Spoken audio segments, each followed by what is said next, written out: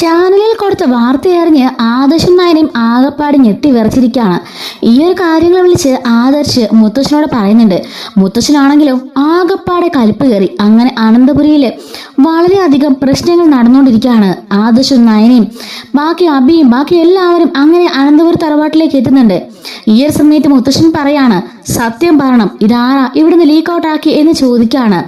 അനാമികയും അബിയും ഒന്നും മിണ്ടാതെ നിൽക്കാൻ കേട്ടോ. രണ്ടുപേരും ഇതിൽ കയ്യാളുകളാണല്ലോ.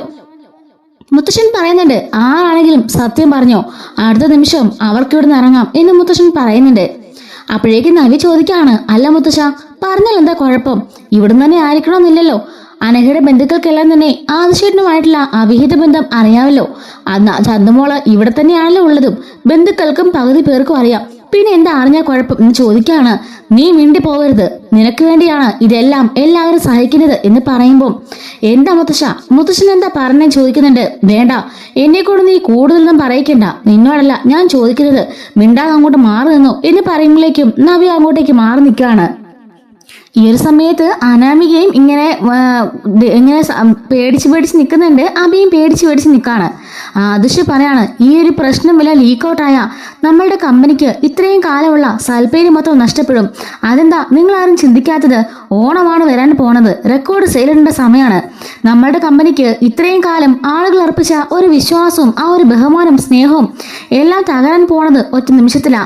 സോഷ്യൽ മീഡിയയിലോ മഞ്ഞപ്പത്രക്കാരോ ആരെങ്കിലും ഒരു ചെറിയ സ്പാർക്ക് കിട്ടിയാൽ മതി, പിന്നിത് ആളി കത്തിക്കും. ഓണം നമ്മുടെ ബിസിനസ്സും നമ്മുടെ എല്ലാം തകർന്ന് തരിപ്പണമാകും എന്നൊക്കെ ആദർശ് പറയുന്നുണ്ട്.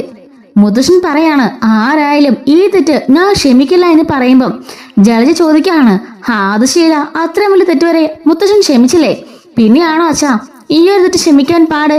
ഒരു കൊച്ചിനെ പറ്റിച്ച് അതിലൊരു കൊച്ചുണ്ടാക്കി ഇവനെ ആർക്കും ഒന്നും പറയാനില്ല. എല്ലാവർക്കും അവനോട് ക്ഷമിക്കാം. പക്ഷെങ്കില് ഈ ഒരു വാർത്ത പുറത്തുവിട്ടതാണോ ഇപ്പൊ പ്രശ്നമെന്ന് ചോദിക്കുമ്പോഴേക്കും മുന്നോട്ട് വന്ന് മുത്തശ്ശൻ ജലജയുടെ കവളത്ത് ആഞ്ഞൊരു അടി അടിക്കുന്നുണ്ട്. മിണ്ടി പോകരുത്, നീ ഒറ്റ എടുത്തിയ ഇതിനെല്ലാം കാരണക്കാരി. നിന്റെ സ്വഭാവം ശരിയായിരുന്നെങ്കിൽ നിന്റെ ഭർത്താവ് നിന്നിട്ട് പോവില്ലായിരുന്നു. അങ്ങനെയെങ്കിൽ നിന്റെ മകനും ഇങ്ങനെ പിഴച്ച് നടക്കില്ലായിരുന്നു എന്നൊക്കെ പറഞ്ഞ് മുത്തശ്ശൻ ദേഷ്യപ്പെടുന്നുണ്ട്. അച്ഛാ, അതിന് ഞാൻ പറയുമ്പോ മിണ്ടി പോകരുത്, സത്യം പറ, ആരാ ഈ വാർത്ത കൊടുത്തത് എന്നും പറഞ്ഞ് മുത്തശ്ശൻ അവിടെ കിടന്ന് ആലേറി വിളിക്കുന്നുണ്ടോ. ശരിക്കും നമ്മുടെ മുത്തശ്ശന് ഹൈ ടെമ്പർ കയറുന്നുണ്ട്. ആദർശി പറയണം, മുത്തശ്ശ ടെൻഷൻ അടിക്കാതെ അവിടെ ഇരിക്കുക, ഞാൻ ചോദിക്കാമെന്ന് പറയുന്നുണ്ട്. ഇല്ല ആദർശി, എനിക്കിത് അറിഞ്ഞേ പറ്റുള്ളൂ. അപ്പനപ്പന്മാരായിട്ട് തുടങ്ങിയ സ്ഥാപനമാണ്. അന്നൊക്കെ അത് ചെറിയ രീതിയിലുള്ള ഒരു കടയായിരുന്നു. അത് ഇത്രത്തോളം വലുതാക്കി എടുക്കാൻ ഞാൻ രായും പകലും ഇല്ലാതെ കഷ്ടപ്പെട്ടിട്ടുണ്ട്. ഒരുപാട് ഞാൻ അധ്വാനിച്ചിട്ടുണ്ട്. എൻ്റെ അധ്വാനമാണ് ഇപ്പൊ മൂർത്തീശ്വരയുടെ സൽപ്പേരും ആ ഒരു സ്റ്റാമ്പും. അത് ഞാൻ ഒരിക്കലും തകർത്തുകളയാൻ സമ്മതിക്കില്ല. ഈ ഒരു ദുഷ്പേര് കാരണം എൻ്റെ കമ്പനിക്ക് എന്തെങ്കിലും സംഭവിച്ചാൽ ഒറ്റ ഒരെണ്ണത്തിനും ഞാൻ വെറുതെ വിടില്ല എന്ന് മുത്തശ്ശനോട് കിടന്ന് അലറി വിളിക്കുന്നുണ്ട്. നമ്മുടെ അനാമികയാണെങ്കിൽ നന്നായിട്ട് പേടിച്ച് നിൽക്കുക കേട്ടോ. കാരണം അനാമികയാണ് ഈ ഒരു ന്യൂസ് പുറത്തു വിട്ടിരിക്കുന്നത്. അബിയും ഇതിൽ പറയുന്നുണ്ടെങ്കിൽ പോലും അബിക്ക് ഇത് പുറത്തിടാൻ പേടിയാണ്. കാരണം പുറത്തെങ്ങാനും വിട്ട് TV-ക്കാരെങ്ങാനും ഇത് ഇഷ്യൂ ആക്കിയൊരു കേസായാല് DNA ടെസ്റ്റ് എടുത്താൽ അപ്പോൾ തന്നെ തിരിച്ചറിയാലോ അബിയുടെ കുട്ടിയാണ് ചന്തുമോൾ എന്നുള്ള കാര്യം. അതുകൊണ്ട് തന്നെ പേടിച്ചിട്ട് അവനത് ലീക്ക് ഔട്ട് ചെയ്യുന്നില്ല. പക്ഷെ ഇത് ആളിക്കെത്തിക്കേണ്ടത് അനാമികയുടെയും കൂടി ആവശ്യമായതുകൊണ്ട് തന്നെ അനാമിക ഈ ഒരു കാര്യം വിളിച്ച് ചാനലിൽ അറിയിക്കുന്നുണ്ട്. അങ്ങനെ അനാമിക ആകപ്പാടെ വിറച്ചു നിൽക്കാണ്. അബിയുടെ കോളറിന് കുത്തിപ്പിടിച്ച് മുത്തശ്ശൻ കൈ ഇങ്ങനെ ഓങ്ങിക്കൊണ്ട് ചോദിക്കാണ്, പറടാ, സത്യം പറടാ, നീയാണോ? നീ ഒരുത്തനെ ഇവിടെ ഈ കാര്യങ്ങൾ ചെയ്യുള്ളൂ എന്നൊക്കെ പറഞ്ഞ് അടിക്കാൻ ഓങ്ങുമ്പോൾ അയ്യോ മുത്തശ്ശ, സത്യമായിട്ടും ഞാനല്ല, അമ്മ സത്യമായും എൻ്റെ അനന്തമോൻ സത്യമായിട്ടും ഞാനല്ല എന്ന് പറയുന്നുണ്ട്. പിന്നെ ആരാണെന്ന് പറയുമ്പോഴേക്കും നമ്മുടെ അബി നേരെ നോക്കുന്നത് അനാമികയുടെ മുഖത്തേക്കാണ്. എല്ലാവരും അനാമിക തന്നെ നോക്കുമ്പം അനാമിക തലകൊണിച്ച് നിൽക്കായിരിക്കും. ഈ സമയത്ത് മുത്തശ്ശൻ അബിയുടെ കഴുത്തിൽ നിന്നുള്ള ഷർട്ടിന്റെ കോളറിൽ നിന്നുള്ള ആ പിടി വിട്ടിട്ട് നേരെ തിരിഞ്ഞ് അനാമികനെ നോക്കുന്നുണ്ട് കേട്ടോ. അനാമിക തലയും കൊണിച്ച് നിൽക്കുകയാണല്ലോ. അനാമികയുടെ അടുക്കിലേക്ക് മുത്തശ്ശൻ വരുന്നുണ്ട്. നീയാണോ വിളിച്ച് പറഞ്ഞെന്ന് ചോദിക്കുകയാണ്. മുത്തശ്ശന്റെ മുഖത്ത് നോക്കുമ്പോഴേക്കും അവൾക്ക് നല്ല പേടിയാവുന്നുണ്ട്. അവൾ മിണ്ടാതെ തലകൊണിച്ച് നിൽക്കുമ്പോഴേക്കും മുത്തശ്ശൻ ഇങ്ങനെ കൈ ഇങ്ങനെ ഓങ്ങി വരുന്നുണ്ട്. പറയടി, നീയാണോ എന്ന് ചോദിക്കാണ്. അലറി വിളിച്ചുകൊണ്ടുള്ള മുത്തശ്ശന്റെ ആ ചോദ്യത്തില് ആകെപ്പാടെ വിറച്ചു നിൽക്കുകയാണ് അനാമിക. അത് പിന്നെ ഞാൻ അറിയാതെ രാവിലെ അഭിയേട്ടനും ജലജാപ്പച്ചിയും കൂടിയാ പറഞ്ഞത് ഈ കാര്യം ന്യൂസ് ആക്കണം, എല്ലാവരും അറിയിക്കണമെന്ന്. അതുകൊണ്ടാ ഞാൻ പറഞ്ഞെന്ന് പറയുന്നുണ്ട്. അപ്പോഴേക്കും അനാമികനെ അടിക്കാൻ ഓങ്ങിയ കൈയും കൊണ്ട് അബിയുടെ കറുത്ത് കൊടുക്കുകയാണ് മുത്തശ്ശൻ. ഞാൻ അപ്പളെ ഓർത്തു ഇതിന്റെ എല്ലാം പിന്നില് നിങ്ങൾ രണ്ടുപേരും തലയായിരിക്കുമെന്ന്. നാണമില്ലല്ലോടി നിനക്ക്? നീ എന്തിനാ ഇവളുടെ കൂടെ കൂടിയിട്ട് ഇമാതിരി പണിയൊക്കെ ചെയ്യാൻ നിൽക്കുന്നതെന്ന് ചോദിക്കുമ്പോൾ അല്ല ഇവര് പറഞ്ഞിട്ടാണെന്ന് പറയുന്നുണ്ട്. ജലജ പറയാണ്, അയ്യോ അല്ല അച്ഛാ, ഇവളാ പറഞ്ഞത്, ഇങ്ങനെ വിട്ടാ പറ്റില്ല. ഇത്രയും മുതിർന്ന സ്ഥാനത്തിരിക്കുന്ന MD സ്ഥാനത്തിരിക്കുന്ന ആദിശ്വരൻ തെറ്റ് ചെയ്യാണ്ട് പിന്നെ അബിയേട്ടൻ എന്തിനാ ഇതൊക്കെ മറച്ചു വെക്കുന്നത്? ചാനൽ വിളിച്ച് പറ, അല്ലെങ്കിൽ ഞാൻ അറിയിക്കാം എന്ന് പറഞ്ഞത് അനാമികയാണ് എന്ന് ജലജ ഒറ്റുകൊടുക്കുന്നുണ്ട്.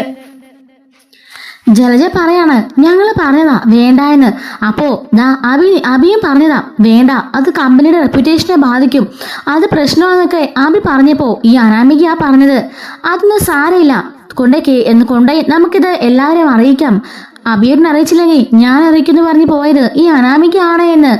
അപ്പൊ തന്നെ ജലജ അവിടുന്ന് ഒറ്റിക്കൊടുക്കുകയാണ് കേട്ടോ. ഇത് കേട്ട പാടെ അങ്ങോട്ടേക്ക് വന്നിട്ട് നമ്മുടെ അനിയാണെങ്കിൽ അനാമികയുടെ കർണക്കുറ്റി നോക്കി ഒറ്റ അടിച്ചു കൊടുക്കുകയാണ്. നീ എന്താടി കരുതിയത്? ഇവിടെ കിടന്ന് ഇമാതിരി പണിയൊക്കെ കാണിച്ചാല് ഞങ്ങൾ എല്ലാവരും മിണ്ടാതിരിക്കുന്നോ? നീ ഞങ്ങളുടെ കമ്പനിനെയാണ് ഇതാക്കാൻ ശ്രമിച്ചത്. അത് മുത്തശ്ശന്റെ വേർപ്പാ, മുത്തശ്ശന്റെ അധ്വാനമോ? അതുമല്ലോ നിനക്കറിയോ? ഈ കുടുംബം എല്ലാവരെയും ഇന്നേ വരെ ആരും ഒരു പേരുദോഷം കേൾപ്പിക്കാനൊന്നും നിന്നിട്ടില്ല. ആദിശ്യേട്ടനും അങ്ങനൊന്നും ചെയ്യില്ലെന്ന് ഞങ്ങൾക്ക് ഉറപ്പാ. പിന്നെ നീ ഇതൊക്കെ അറിയിക്കണമെങ്കിൽ നിന്റെ മനസ്സിലെ ഉദ്ദേശം എന്താന്നൊക്കെ ഞങ്ങൾക്കറിയാം എന്നും പറഞ്ഞിട്ട് അനിയും വഴക്ക് പറയുന്നുണ്ട്. അജയൻ ചോദിക്കാണ്, നിനക്ക് എന്തുമാത്രം ധൈര്യം ഉണ്ടെങ്കിൽ നീ ഇമാതിരി പണി ഇവിടെ ഒന്നുകൊണ്ട് കാണിക്കും? ഈ കുടുംബത്തെ കരുവേർത്തേക്കാൻ മാത്രം വളർന്നോ നീ? അങ്ങനെയെങ്കിൽ ഇനി ഒരു നിമിഷം പോലെ നീ ഇവിടെ നിൽക്കണ്ട എന്ന് പറയുന്നുണ്ട്. അനാമിക അപ്പോഴേക്കും പറയാണ്, അല്ല ഞാൻ അങ്ങനൊന്നും ചിന്തിച്ചില്ല, അബിയേട്ടൻ പറഞ്ഞപ്പോ എന്ന് പറയുമ്പോഴേക്കും അജയൻ പറയാണ്, മിണ്ടിപ്പോവരുത് നീ, നിന്റെ അഴിഞ്ഞാട്ടമൊക്കെ ഞാൻ കുറെ കാണുന്നു അറിയുന്നു ഒക്കെയുണ്ട്, എല്ലാം കണ്ടും കേട്ടും ഞാൻ ക്ഷമിച്ചുകൊണ്ടിരിക്ക, അപ്പൊ നീ എന്റെ തലേ കയറുവാണോ എന്ന് ചോദിക്കുമ്പോഴേക്കും അനാമിക ഒന്നും മിണ്ടായി അവിടെ നിൽക്കുന്നുണ്ട് കേട്ടോ. അച്ഛാ വിളിക്കച്ചാ, ഇപ്പൊ തന്നെ ഇവളുടെ അച്ഛനമ്മനെയൊക്കെ വിളിക്ക്, എന്നിട്ട് ഇവളെ പറഞ്ഞ് വീട്ടിൽ വിട് എന്ന് പറയുന്നുണ്ട്. ഇനി അനിയുമായിട്ടുമൊക്കെ യാതൊരു ബന്ധവും വേണ്ട എന്ന് അജയൻ പറയാണ്. അപ്പോഴേക്കും മുത്തശ്ശി പറയുന്നുണ്ട്, നിൽക്കജയ ധൃതി വെക്കണ്ട, അനാമികെ സാരയില്ല, നീ എന്തായാലും ഇങ്ങനെ തെറ്റ് ചെയ്തു, അതെന്തായാലും ഞങ്ങൾ ക്ഷമിച്ചു, നീ മോളോട് കയറി പോയിക്കോ എന്നും പറഞ്ഞിട്ട് പറഞ്ഞുവിടുകയാണ്. അപ്പോഴേക്കും അനി ചോദിക്കാണ്, എന്താ മുത്തശ്ശീര് എന്തിനാണോ പറഞ്ഞുവിടുന്നേ? അനിമോനെ മിണ്ടാതിരിക്ക്, അനാമികെ നീ കയറിപ്പോ എന്നും പറഞ്ഞിട്ട് അനാമികനെ പറഞ്ഞ് മേളിലേക്ക് വിടുന്നുണ്ട്. അപ്പോഴേക്കും ജാനകി പറയാണ്, എങ്കിലും നീ അവളെ തല്ലിയത് ശരിയായില്ല.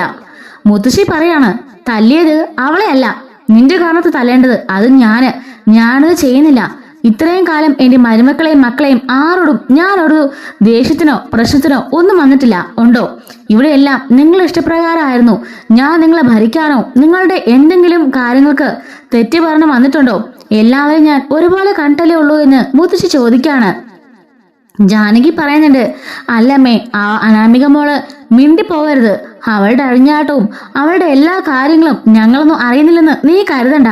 നീ ആയിരിക്കും പൊട്ടി, നിന്നെ അവള് അങ്ങനെ ആക്കി വെച്ചിരിക്കാം.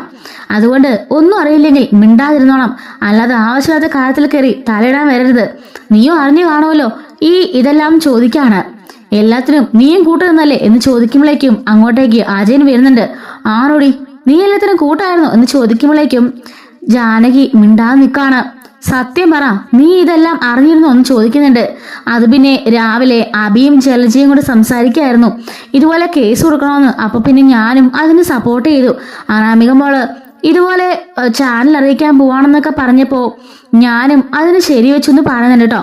അപ്പൊ തന്നെ നമ്മുടെ ജാനകിയുടെ കാരണത്തും പടയെന്നൊരു അടി വീഴാണ്. നമ്മുടെ അജയൻ നല്ലൊരു ഒന്നൊന്നര അടി തന്നെ കൊടുക്കുന്നുണ്ട് കേട്ടോ. നമ്മുടെ ജാനകിയുടെ കിളി പാറിയൊരു അവസ്ഥയിൽ നിൽക്കാണ്. അനിയാണെങ്കിലും അച്ഛാന്ന് പോലും വിളിക്കാതെ അങ്ങോട്ട് മാറി നിൽക്കാണ്. കാരണം ഈ ഒരു അടി നമ്മുടെ ജാനകിക്ക് ആവശ്യമായിരുന്നല്ലോ, അത് അവനും അറിയാം. ചെയ്യാൻ പാടില്ലാത്ത ഒരു തെറ്റാണല്ലോ ചെയ്തത്. അതുകൊണ്ട് തന്നെ അനിയും മിണ്ടാ നിൽക്കാണ്. അജയൻ പറയുന്നുണ്ട്, നിങ്ങൾ ഞങ്ങളുടെ തകർക്കാൻ ശ്രമിച്ചത് മൂർത്തീസ് ജ്വല്ലറിയുടെ റെപ്യൂട്ടേഷനാ. അപ്പോഴേക്കും ജാനകി പറയാണ്, അജയൻ എന്തറിഞ്ഞിട്ടേ പറഞ്ഞത്? അല്ല ആദർശീയ തെറ്റല്ലേ എല്ലാരും ചൂണ്ടിക്കാണിക്കാൻ ശ്രമിച്ചത്, അല്ലാതെ ഇല്ലാക്കാതെയൊന്നും അല്ലല്ലോ. ഇങ്ങനെ തെറ്റ് ചെയ്യുമ്പം ആദർശയൊന്നും അറിഞ്ഞില്ലേ? നിങ്ങളെന്താ ആദർശിനൊന്നും പറയാത്തത്? അല്ല നമ്മുടെ മകൻ അനിയോ അബിയോ ആണെങ്കിൽ നിങ്ങളെല്ലാവരും എന്തൊക്കെ പ്രശ്നം ഉണ്ടാക്കിയേനെ. ഇതിപ്പോ ആർക്കും ഒന്നും പറയാനില്ല. എല്ലാവർക്കും ആ ഒരു കാര്യം നടന്നതായിട്ട് പോലും ഒരു ഭാവമില്ല. എനിക്കറിയാം നിങ്ങളെല്ലാവർക്കും ഇപ്പം ആദർശിനെയും കുഞ്ഞിനെയൊക്കെ സ്വീകരിച്ചുവെന്ന്. അതെന്താ അങ്ങനെ? ഇവിടെ എല്ലാവർക്കും രണ്ട് ന്യായമാണോ എന്നും ജാനകി ചോദിക്കുന്നുണ്ട്. അപ്പോഴേക്കും നവി പറയുന്നുണ്ട്, അങ്ങനെയാ അമ്മ, അങ്ങനെയാ ചെറിയമ്മേ, ഇവിടുത്തെ നിയമങ്ങളൊക്കെ ഇപ്പൊ അങ്ങനെയാ. പലർക്കും ഇവിടെ പല നിയമമാ. ചെറിയമ്മയ്ക്കും അനാമിക്കും എനിക്കും അഭിയേട്ടനും ഒക്കെ പല നിയമങ്ങളാ. ആദശേട്ടനും അയാളുടെ ഭാര്യയ്ക്കും ഒക്കെ ഇവിടെ മറ്റൊരു നിയമമാ. അവരെന്ത് ചെയ്താലും ഇവിടെ ആരും ഒന്നും ചോദിക്കില്ല. നമ്മൾ ചെയ്താൽ മാത്രമേ ഉള്ളൂ എല്ലാവർക്കും കുറ്റം എന്ന് പറയുമ്പോഴേക്കും അജയന് പറയുന്നുണ്ട്, നവിയെ നീ ഒരു കാര്യം മനസ്സിലാക്കിക്കോ, ഞങ്ങൾ എല്ലാവരും പലതും ക്ഷമിക്കുന്നുണ്ട്. അതെല്ലാം നിനക്ക് വേണ്ടിട്ട് കൂടിയാ. അതുകൊണ്ട് ഞങ്ങളുടെ വായിന്ന് വല്ലതും കേൾക്കാതെ നിൽക്കരുത്, മര്യാദയ്ക്ക് കയറി പൊക്കോ എന്ന് പറഞ്ഞ് അജയൻ ദേഷ്യപ്പെടുന്നുണ്ട്.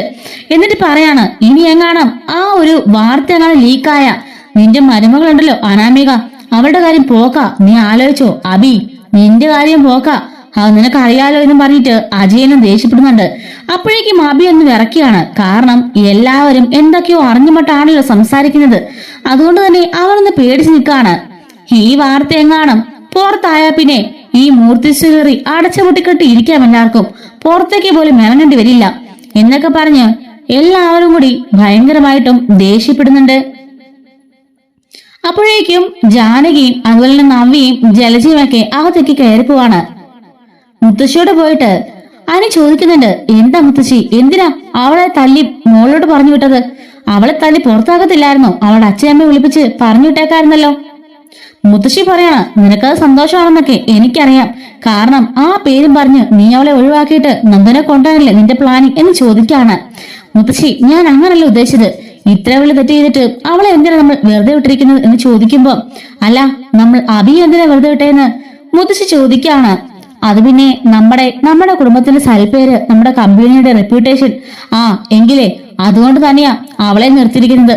ഇപ്പൊ നമ്മൾ വഴക്കുണ്ടാക്കി ബഹളം വെച്ചേ അവളെ ഇവിടുന്ന് പറഞ്ഞു വിട്ടാലേ അവളാ ദേശത്തിന് പോയിട്ട് ഈ വാർത്തക്കെല്ലാം ഒന്നുകൂടെ പൊടിപ്പും തൊങ്ങൽ വെച്ചെന്ന് ന്യൂസ് ആക്കും. പിന്നെ നമുക്കൊക്കെ മുണ്ടിട്ടോടെ പുറത്തോട്ട് നടക്കേണ്ടി വരും എന്ന് മുത്തശ്ശി പറയാണ്. അവളിപ്പോ തൽക്കാലം അകത്ത് കയറി പോയിരിക്കല്ലേ, അതുകൊണ്ട് കുഴപ്പമില്ല.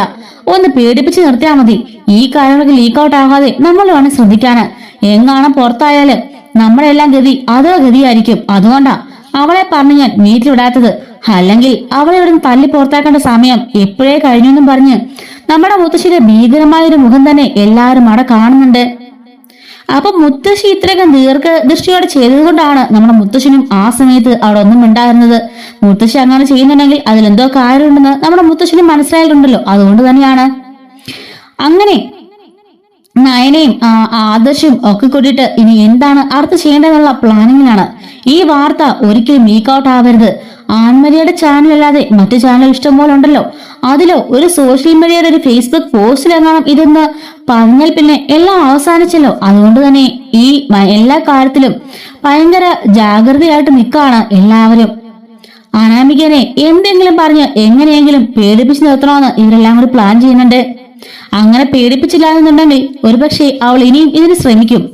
ഈ ഒരു ദേഷ്യത്തിന് അവൾ ഇനിയും ശ്രമിച്ചാല് ആകെപ്പാടെ എല്ലാം കൈവിട്ടു പോകും. അതുകൊണ്ട് എങ്ങനെയെങ്കിലും അവളെ ഒതുക്കി തീർക്കണമെന്ന് എല്ലാവരും കൂടി കണക്കുകൂട്ടുന്നുണ്ട്.